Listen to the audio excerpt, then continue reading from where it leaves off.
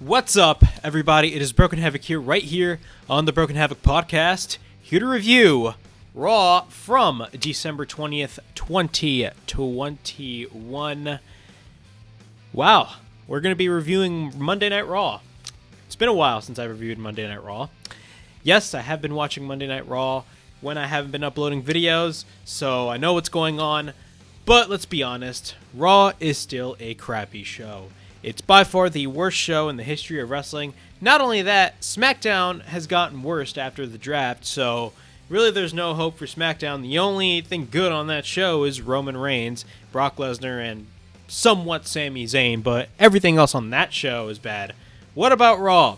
You know, this show is, in my opinion, really repetitive and horrible. I just did not care about anything that went down on this show. Really, what is the point of Raw? Like, honestly, I've seen way better shows in this week alone. Of course, we had, not this week alone, or last week. I mean, of course, we had Winter is Coming, where we had Bryan Danielson going up against Hangman Page, in which they basically put on a match of the year caliber and went 60 minutes. So, I mean, literally, like, I don't understand why AEW is just doing so much better product-wise, but WWE is the industry leader, and they just don't really care about what they put out on television. Their television is basically pure stupidity and garbage. You know, we had a match between Doudrop and Bianca Belair for the third straight week in a row. I believe that was the third straight week in a row, but who cares? It's still the second rematch we've had between these two. They called it the final chapter or something like that. Honestly, nobody cared about that. I'm a big fan of Bianca Belair. You know, she's great and all, but, like, let's be honest, nobody cared about that match. I did not care about that match whatsoever. This is the third time we've seen this match. We've had Big E and Bobby Lashley team up together, and they've had that scenario, and a lot of people are joking about it, about how, you know, WWE does this formula all the time whenever they build up to somewhat of a triple threat match, where they would have a tag team match in which all the opponents team up with each other. And, you know, they always have that scenario of, can they coexist? A lot of people on Twitter have been basically pissed off about that. And I totally understand, because WWE did this with Bianca Belair, and I believe it was Charlotte and Bianca Belair and Becky Lynch when they were all feuding. This was during the draft, so I completely forgot what happened. That's because of the fact that the show sucks. So honestly, I don't remember, but I remember them doing this with the women a couple months ago. They do this all the time. They do this scenario all the freaking time. To be honest, this show was not good, in my opinion. We had AJ Styles and Omas split up. I'm going to give you guys my thoughts on that and why I think it's probably most likely a good thing that they did it, because of the fact that I want to see AJ Styles just go on his own once again, because AJ Styles, even at his age, is that freaking talented and that damn good. But we're going to be discussing Raw. So yeah, the show starts with Bobby Lashley, an MVP, of course. Last week, Bobby Lashley ran through everybody in the originally was supposed to be a triple threat match at day one with Seth Rollins, Kevin Owens, and Big E, but now it transformed itself into a fatal four-way because Bobby Lashley basically ran through everybody in singles matches last week. So MVP basically cuts a promo putting over Bobby Lashley, as he always does, and he talks about how Bobby Lashley went through KO, Rollins, and Big E. He talks about entering the main event at day one and making it a fatal four-way match. Says everybody should acknowledge that they are in the era of the Almighty. Then Big E comes out. Basically, he congratulates Lashley on his 3 wins last week. And by the way, you know, Big E losing on television is really dumb. I don't know why. It's just WWE has a tendency to always do that with their champions. You know, if you watch an AEW show, you never see that all the time. Now you did see it with Omega, but it was not for the AEW title. It was for the Impact World title. I understand why people were angry about that, and I definitely do see the pros and cons of it. You know, if you're gonna have the champion lose, you have the champion lose with somewhat of reason, in my opinion. You know, for me, I felt like the match at day one could have been much better with Seth Rollins and Big E. Just have it be one-on-one. But, I mean, they're probably going to have that match at WrestleMania. Who knows what the plans for WrestleMania are next year. Honestly, WWE does not do any long-term booking regarding WrestleMania nowadays anymore. WrestleMania is something that they throw, like, the card together, like, last minute. And it's a damn shame because WrestleMania is the Super Bowl of this business. It's it's the biggest show of the freaking year, and you don't have a long-term plan regarding WrestleManias nowadays. I mean, it's just embarrassing. You know what I'm saying? You really need to put a lot of emphasis on WrestleMania. Over the years, WrestleMania has gone from a show that I would look forward to every year, and I still look forward to that show every year, but it basically transformed itself over the past couple of years to a show that's really it's still big, but it's not as big as it once was. That's my opinion on WrestleMania nowadays. But who knows what the plans are regarding Big E is concerned for I was about to say Roman Reigns, for WrestleMania. Honestly, I do not know, but that's another story for another time. But basically, Big E talks about how MVP helped Lashley, win this whole thing, and that's why he's the reason why he's on the match at day one. Then Lashley gets the mic and says that he did not need help whatsoever. Then he goes at MVP and says didn't he say that he could whoop his ass as well? So basically, what Bobby Lashley does is leaves the ring and basically sees if MVP can whoop the ass of Big E. And you have freaking MVP have the cane and stuff. All that stuff goes on. Then Kevin Owens and Seth Rollins go for the attack on Bobby Lashley on the outside. Then Big E comes in for the save, but Owens and Rollins gain the advantage. Then they go in the ring. Rollins tries to stomp Lashley, but Big E makes a save, and then they both double team against Kevin Owens and Seth Rollins. And then a match was made, a tag team match with Big E and Bobby Lashley going up against Kevin Owens and Seth Rollins. WWE does this all the time. I wouldn't have them wrestle before the pay-per-view. I'd just wait till the pay-per-view and just do a normal build. There's a lot of guys on the roster that you could have them wrestle against. You don't have to have them wrestle against each other before a pay-per-view, I should say, because it just makes the match, in my opinion, less important. You're basically giving a quarter of the match away, so why are you doing that? I mean, it makes no sense. In my opinion, I think, the whole idea of can they coexist or can they work together? I mean, it has been beaten to death in WWE for the past number of years. That whole thing has been beaten to death, in my opinion. But it is what it is. It's WWE logic for you, but, they always do that. And a lot of other podcasters and people on Twitter have been stating that, WWE, especially on Raw, I see this all the time on Raw, and I see this on SmackDown as well. I mean, SmackDown and Raw are basically the same show with different wrestlers. They have their exact same formulas on the way they book the show. The formulas are exactly the same. There's nothing different about both shows. But I feel like it's more common on Raw than it is on SmackDown. Don't get me wrong, it happens on SmackDown, but it's more common on Raw. I see the same just repetitive things on every aspect of the show. I constantly see that all the freaking time. I see, the commentators repeat the same lines over and over again. Now, granted, I shouldn't be talking because I tend to repeat myself sometimes too. But hey, we're talking about Raw here, okay? But the commentators tend to repeat themselves all the time. I mean, you hear Jimmy Smith all the time say, vintage move this. Oh, what a veteran move this. I should say. I constantly hear veteran move all the time. Byron Saxton, I'm not a big fan of Byron Saxton. That's nothing personal against him. I'm just not a big fan of Byron Saxton, in my opinion. To me, he just sounds forced. The only person that's really carrying the commentary team on Raw is Corey Graves, and I feel like he got a little bit watered down. That's just my opinion. But, I feel like the commentary team should do a little bit of a makeover on the commentary team. I'm not a big fan of the commentary team on Raw. The commentary team on Raw makes the show just that much worse. It's not just the commentary team, it's just everything else. I mean, you have, rematches after rematches every freaking week. That's not good, because of the fact that you're giving away the same thing to the viewer all the time. Not only that, you have the way the show is formatted, everything is just so repetitive every freaking week. You have your opening segment, blah, blah, blah, this happens. If you have a tag team match going on, you have two tag teams feuding against each other. Okay, one week they'll both teams face off against each other, and the next week, one person from each team faces off against each other, and then the next week vice versa, and then all that type of stuff. It makes everything seem less important. And again, I constantly, all the time, bring this up on my reviews, especially on Raw reviews. If the WWE Network didn't exist and we still had to pay $40 to $50 for a pay-per-view every month, and we got this type of booking, you bet your ass I wouldn't pay those $50. That's my opinion. But, I mean, this is WWE's mentality. They do not care what the fans think, but it is what it is.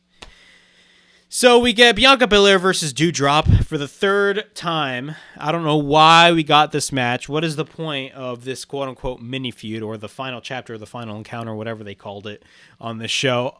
I mean, Doudrop's heel run, first off, I don't know why you're still calling her Doudrop. I mean, isn't she called Piper Niven? So I assumed when she broke away from Eva Marie, wouldn't you rename her Piper Niven? But no, you called her Doudrop.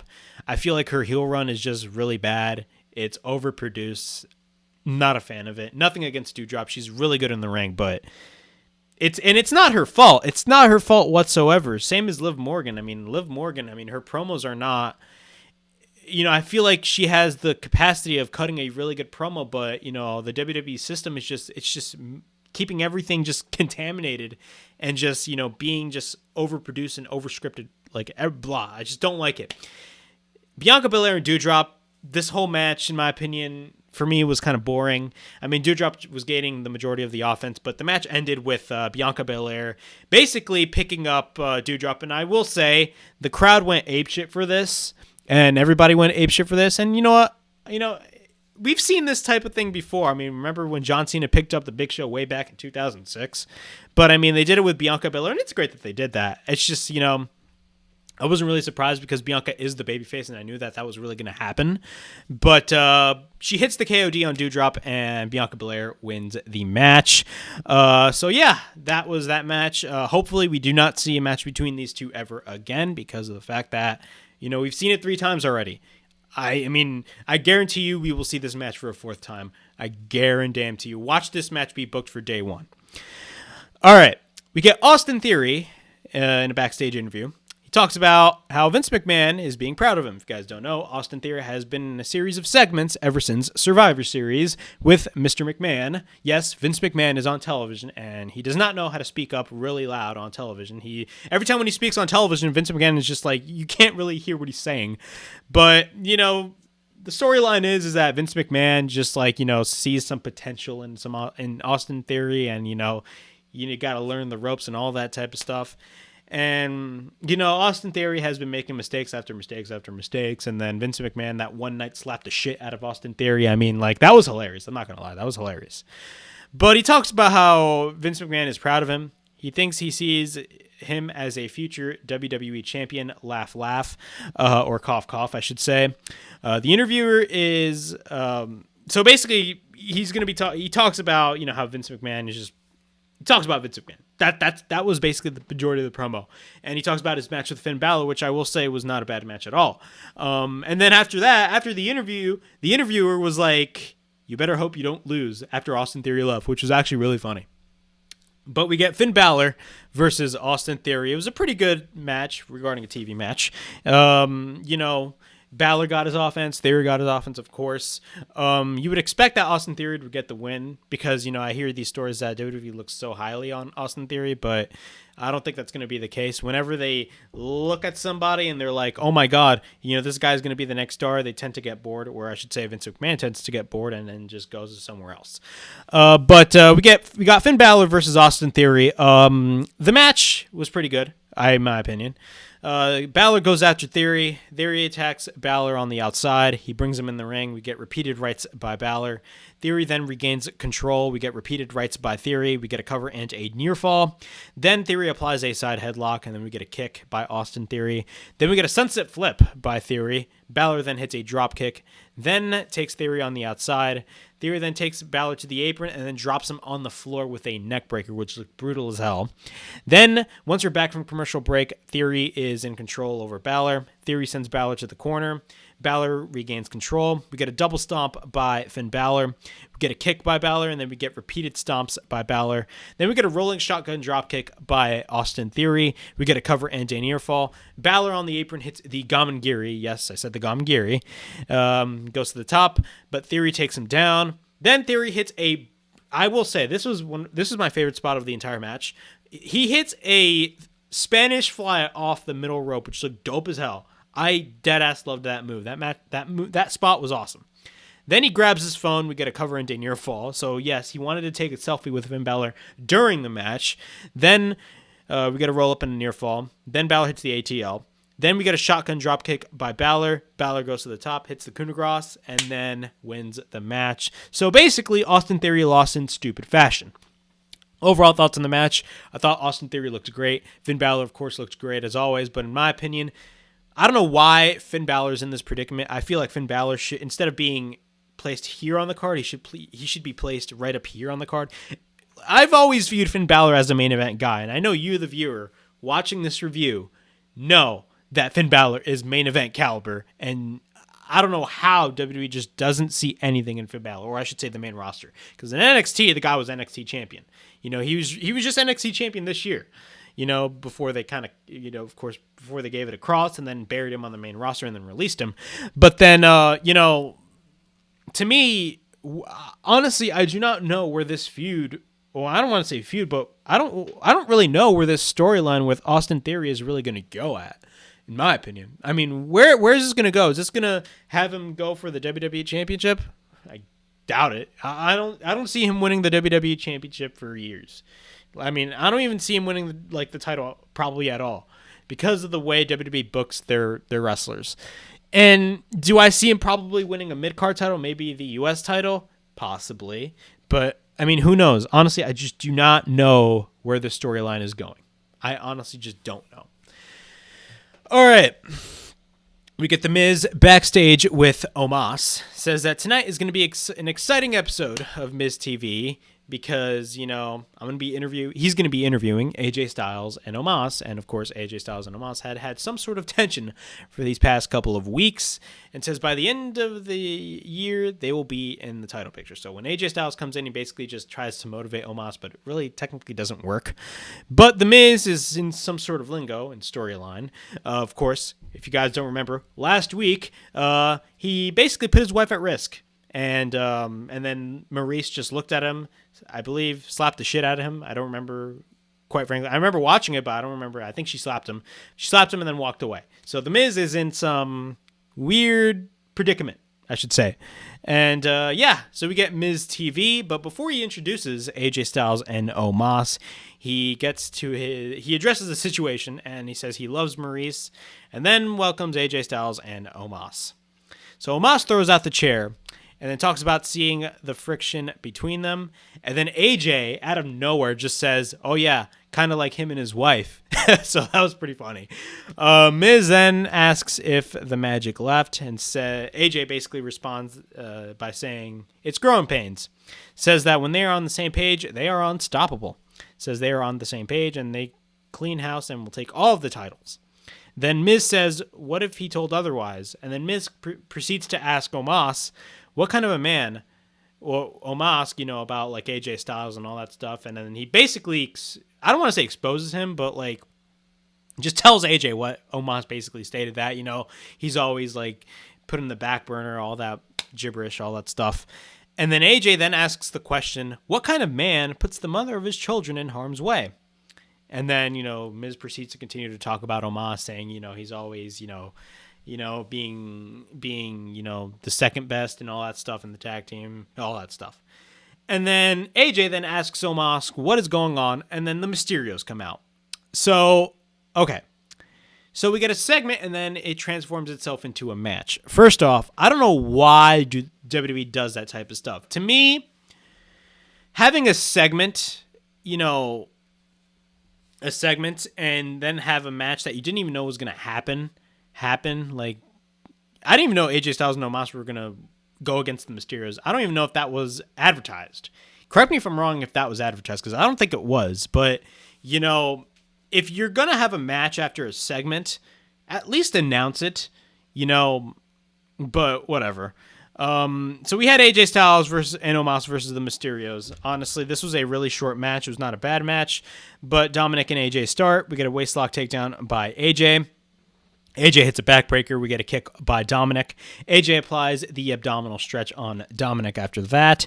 Then we get a roll up by Styles, and then he hits the Pele kick on Dominic. Ray tags in. Then Ray hits the Hurricane Rana. We get a tornado DDT by Ray. Then takes Styles to the middle rope, hits the 619, goes to the top, but AJ gets the knees up. AJ then wants to attack Omas, but Omas refuses the tag. Then what happens? We get a roll up by Ray, and then the Mysterios win the match. So yeah, after that, AJ faces Omas and says he should have never put him under his wing because he is a piece of trash. And then AJ proceeds to fight off Omas. Yeah, he actually tried to fight Omas, and Omas is 3 times his height. I don't even want to say he's 10 times his height. And then Omas just catches Styles when he tries to hit the phenomenal forearm, then throws him to the mat. Omas grabs the mic and then says next time he sees him, it will be a match against his trash ass. I believe that's what he said. But yeah, what are my thoughts on Omas and AJ Styles basically splitting up? I have absolutely no problem with this. I have been advocating for the past couple of months that AJ Styles should honestly go on his own. The fact that they're pairing him in a tag team with Omas, for me, let me put it this way. WWE is booking AJ Styles like TNA booked AJ Styles before he won the world title in 2009. If you guys don't remember, AJ Styles is kind of being booked as a joke, in my opinion, character-wise. Felt like that was the case when it came to AJ Styles. And I feel like AJ Styles deserves much more better than that. I want to see, the heel AJ Styles, in his singles run. AJ Styles in 2016 on SmackDown was freaking awesome. The feuds that he had were amazing. And not only that, AJ Styles is just by far still one of the best wrestlers in the world. Even though he's in his 40s, he still got it. And I feel like AJ has the potential on putting many great matches. And I feel like this split with Omas is just great. Do I think AJ will be a babyface after this? I definitely do think so. I think Omas will just go on a heel run.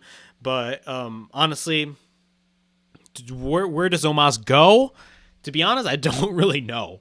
I honestly do not know where Omas is going to go, and that's for WWE to figure out. But AJ Styles, I instantly, in my head, I definitely see a match happening with Edge at WrestleMania. I definitely 100% want to see a match between AJ Styles and Edge at WrestleMania. That's an ultimate dream match right there. Book it, WWE. Book Edge versus AJ Styles at WrestleMania. Please. I want to see that. But it's great that AJ is on his own, and most likely he's definitely going to be coming out as a babyface. Austin Theory is backstage wanting to go to Mr. McMahon's office after his devastating loss against Finn Balor, but he refuses to go to his office because he is scared as hell. Then we get Randy Orton versus Chad Gable. Honestly, why is this match happening? Don't really care. We get a wrist lock by Chad, works on Randy. Chad takes down Orton. We get a side headlock takeover by Orton. Then we get an arm drag by Gable. We get an Irish whip on Gable in the corner. Then we get a deep arm drag by Gable. Orton hits a knee, and then he hits a kick. Orton then sets up Gable for the DDT, but Gable reverses. Then, out of nowhere, he hits the RKO. Then we get a cover, and Randy Orton wins the match. Otis tries to attack Randy after the match. Then Randy actually tries to hit the RKO on Otis, but actually Otis countered, or I should say blocked it, and then Orton escapes. So that's that. Honestly, I did not care about this match whatsoever. Randy Orton is great. Chad Gable is great, but honestly, what was the point of this match for me? In my opinion, I just did not care, and I honestly would expect to see Riddle versus Chad Gable or some sort of booking that WWE would do, in my opinion. WWE does this weird ass booking when it comes to their tag teams. All right. We get MVP and Lashley backstage, and then, MVP basically talks about what happened out there and all that stuff. We get Dolph Ziggler versus Damien Priest in a championship contenders match. Yeah, I do not like these championship contenders matches. I think they make no sense. AEW did something similar with Riho and Britt Baker. If Riho beat Britt Baker, in which she did beat Britt Baker, then she would get a title shot.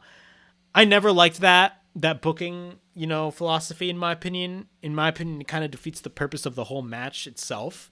having two wrestlers fight each other just for for the challenger to win a championship title shot, only to face them again.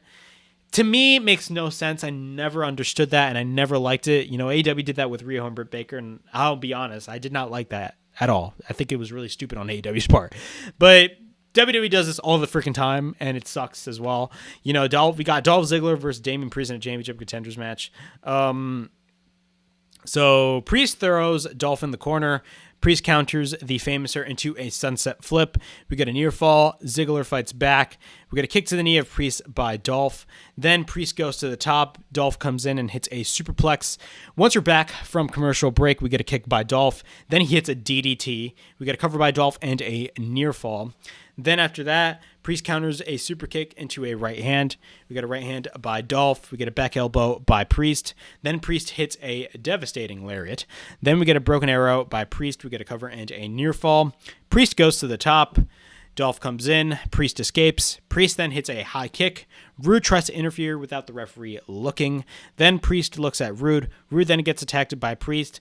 But then out of nowhere, the referee counts to 10. Damien Priest gets counted out, and Dolph Ziggler wins the match.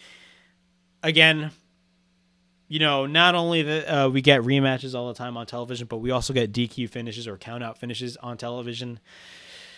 Yeah, that sucks. I don't like those types of booking decisions. Again, it's constantly repetitive on WWE's part. But we got Dolph Ziggler versus Damien Priest next week for the United States Championship, so... Am I excited? No, I'm not. I'm really not excited at all for this match. Balor interviews. He basically gets interviewed after his win over Theory. Then all of a sudden, Theory attacks Balor out of nowhere and then hits a side slam on the road case and then takes a selfie. So Theory is on a rampage when it comes to Finn Balor. Then Austin Theory is with Vince McMahon, and then basically Vince McMahon makes a rematch next week. I had no idea what Vince McMahon was talking about because, quite frankly, I couldn't hear what he was saying. All right, we get The Cutting Edge with Maryse. Edge comes back with his talk show, The Cutting Edge. I've always dug The Cutting Edge. It's one of my favorite talk show segments in wrestling. I always dug The Cutting Edge. But Maryse is his guest, and Edge welcomes Milwaukee, Wisconsin, to the return to The Cutting Edge. He brings out his guest, Maryse. Then he asks Maryse how frustrating it is that she is married with The Miz. Maryse says he is the most narcissistic man on earth. So she basically cuts a promo running down The Miz verbally. Then she says, behind this Maryse, she is a human being. She takes care of everything. She takes care of the house, everything, children. She says she is exhausted, she is tired, and all that stuff. At the end of the day, she is a mom. And asks Edge if she would have done this to his wife. And Edge says that he is sorry and thinks that this whole thing is just a swerve by The Miz and Maryse for The Miz to basically get one up on Edge. So then Edge just goes rampant. Then he thinks this is a joke. He calls out The Miz. Then all of a sudden what happens? Miz attacks Edge from behind. So this whole thing was a swerve.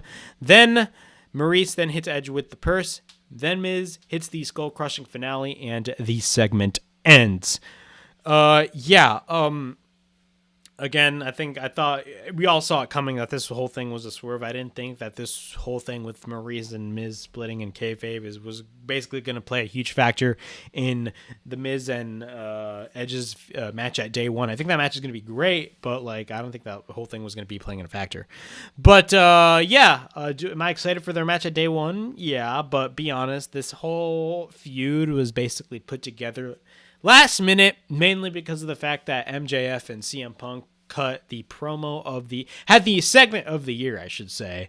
If you guys didn't watch that segment on Dynamite on that Thanksgiving edition before CM Punk was going to be wrestling QT Marshall, watch that segment. It's literally almost 30 minutes of just quality television and just gold. Just watch it. It's one of the best segments, if not the best segment all year. We got Rhea Ripley versus Queen Zelina. I said Zelina. I'm so sorry. Queen Zelina. Zelina Vega cuts a promo, a really cringe-worthy promo in my opinion. But then they both wrestle. Zelina counters into a stunner. We get a cover into a near fall. We get repeated rights by Zelina. And then we get a boot by Rhea. Rhea's on the top. Tries to hit a superplex, but Zelina counters. Then Zelina escapes. Zelina hits the running knee, and then we get a cover and a near fall. Rhea then hits the Riptide, as Adnan Virk would say, and we get a cover and wins the match. Did I care? No, I did not care about this feud or match whatsoever. Here's one segment that I really want to talk about. Liv Morgan. So if you guys didn't watch on social media, basically Liv Morgan attacked Becky Lynch at her gym, only to attack a random person disguised as Becky Lynch, and then the whole bra breaks loose and all that stuff. So Liv Morgan brings in a kendo stick with her. She says, last week she challenged Becky Lynch to a match at day one. She tried to injure her before she accepted the challenge. Talks about following Becky to her gym and shows the video on social media. She will admit that Becky was a step ahead of her. She really couldn't stand that she had to beat up an innocent woman. Becky is willing to sacrifice one of her students, and Becky really didn't care. Then says it's not going to be a fair fight. She welcomes it, and at the end of the day, she will have her hand raised. Okay, I'm a big fan of Liv Morgan. I will admit that. But, and this is a big but, her promos are not good. And this is not her fault. This is the WWE system. You know, the writers that are writing this shit, this dialogue is absolutely terrible. Watching I do believe that Liv Morgan has the capacity to cut a really good promo if they just give her bullet points. I genuinely believe that. I think she definitely can cut a promo on her own. But it's not her fault. It's just these promos that Liv Morgan is cutting is just over-scripted and over-polished and all that garbage. Like, first off, why do you need, I understand that some wrestlers can't cut promos and all that stuff, but like for the majority of the wrestlers, I mean, like, you should just give them bullet points, and you shouldn't give them a whole script to literally remember line by line by line by line by line. I think that's really dumb. And you wonder why this show is not good? It's because of the fact that the promos suck. The promos on Raw and SmackDown, when it comes to some of the talent, suck. Now, some wrestlers like Edge and Roman Reigns know how to cut a good-ass promo. Hell, even The Miz knows how to cut a good-ass promo. Just watch Miz in 2016. The Miz was awesome in his promos. But the majority of the wrestlers in the undercard, like, you're just giving them promos that honestly make no sense whatsoever. Liv Morgan I feel like Liv Morgan can cut a really good promo, but WWE's just not allowing her, and they're just giving her stupid-ass lines. But that's just my little take on that. So then Becky Lynch comes out. Then she runs down verbally on Liv Morgan. She says that she's not so optimistic, and she says that she did show them a lesson. You can get them lucky once. And says Liv got lucky. Liv says that she brought the kendo stick not for Becky, but for her. Then Liv Morgan just throws the kendo stick, but Becky retreats, and she's like, "You're lucky I have a private jet." So, yeah, the segment ends. So, do I think that Liv Morgan will eventually win the Raw Women's Championship? Yes, I do. I think it'd be, Liv is popular. Liv is over with the crowd, in my opinion. She's definitely over with the crowd. I just do believe that, I genuinely believe that she can do better in her promos. But again, it's not her fault. It's the WWE way of cutting a promo in which you repeat the same garbage dialogue, and it's dialogue that she is given. If they gave her bullet points, she would definitely cut a really good promo, in my opinion. But WWE is not doing that. So the promo that Liv Morgan cut, although I do want her to win the championship, and I think she will win the title at day one. Her promos need to be more of a believable. And this is to the writers in creative: write better shit, or instead of writing things for the wrestlers, give them bullet points. I've stated this like 5 times already. Give them bullet points. That's my little take on that. All right, finally, we got Big E and Bobby Lashley versus Kevin Owens versus Seth Rollins. Can they coexist, everybody? The answer is yes, they can. Usually, it's no. But they will all be facing each other at day one. Honestly, I would have been fine with Seth Rollins versus Big E in a one-on-one match, but whatever. Big E and Owens start. Lashley tags in. He takes out Owens on the outside. Big E takes Rollins outside the ring. Lashley drives Rollins outside as well. Once we're back from commercial break, Lashley is in control on Rollins. Lashley hits a superplex on Rollins. He tries to apply the Hurt Lock, but Rollins escapes. Owens tags in. We get a senton on Lashley by Owens. Then after that, we get a senton in the ring by Owens. We get a cover into a near fall. At this point, Owens is in control. Rollins makes the tag. We got a double suplex on Lashley by both Seth Rollins and Kevin Owens. We got a cover by Rollins and a near fall. Then Rollins applies a chin lock. Lashley then regains control. Big E then makes the tag. We get a belly-to-belly suplex on Kevin Owens 3 times by Big E. Big E then takes Rollins to the outside. We get a roll-up by Owens, and we get a near fall. Big E then takes out Owens. We get a cover into near fall again. We get a thrust kick by Owens. Rollins tags in. We get a frog splash by Rollins off the top. We get a cover into near fall. Rollins then proceeds to hit a suicide dive, aka the Tumpe Suicida, as Excalibur would state, on Lashley. Then we get a swanton out of nowhere by Owens off the top on Big E. We get a cover and a near fall. Once we come back from commercial break, Owens misses a moonsault. Then the hot tag is made after that. Lashley then with a neck breaker on Rollins. We get a clothesline in the corner by Lashley. We get a boot by Rollins. Then we get a running power slam by Lashley. We get a cover and another near fall. Then Big E takes Owens on the outside, but Rollins attacks him. Lashley then spears Big E by accident. It always happens in match scenarios like this. Then Owens hits a stunner, but Lashley counters with a spear. We get a cover, and Lashley and Big E win the match. So that's that. Then after that, Rollins attacks Lashley. Both Owens and Rollins go for the attack. Both grab the steel steps and take out Lashley. And then they take out Big E, and then they take out Lashley. And then they both take Lashley and powerbomb him on the apron. Then Rollins takes the steel steps and curve stomps Lashley on the steel steps. Both shake hands and hug, and it looks like Kevin Owens and Seth Rollins are truly on the same page, and the show ends. Okay, does this get me more? Does this get me more excited for the main event at day one? Absolutely not. I think the matches that, in my opinion, I'm really looking forward to is Edge and Miz, if that match is going to happen, or if it's probably going to be a tag team match. Who knows? Maybe I'm excited, maybe I'm not excited. Honestly, I really don't know yet. But really, the true match that I'm excited for day one is Roman Reigns versus Brock Lesnar. I just am really excited for that match to see what goes down. Do I think a swerve is definitely going to be happening? And I did explain that on my SmackDown review. Like, we're probably going to see a swerve going on when it comes to Paul Heyman. But who knows? Honestly, this show was not good. I did not like this show whatsoever. I thought this Raw every week is not a good show. There'd be like one match on the card on the show every week that would be really good. But to be honest, booking-wise, the show is really terrible. Honestly, I think day one is going to be a really good show. But, the build for the show, I mean, they had a whole month build, and the build has not really been that good for the show, in my opinion. But, that was Raw from December 20th, 2021. So overall thoughts on this show, this was not a good show at all. I just thought, they could have done much better when it comes to the build for day one. But yeah, that was Raw. Please like, subscribe, comment down below, push that bell for notifications, and be on the lookout for my future videos. Of course, there's a lot of things going on in the world of pro wrestling. AEW is on a roll. We got the move to TBS January 5th, and we also got day one. We got Battle of the Belts also happening as well. So be on the lookout for those reviews. And this is Broken Havoc from the Broken Havoc podcast. Signing out.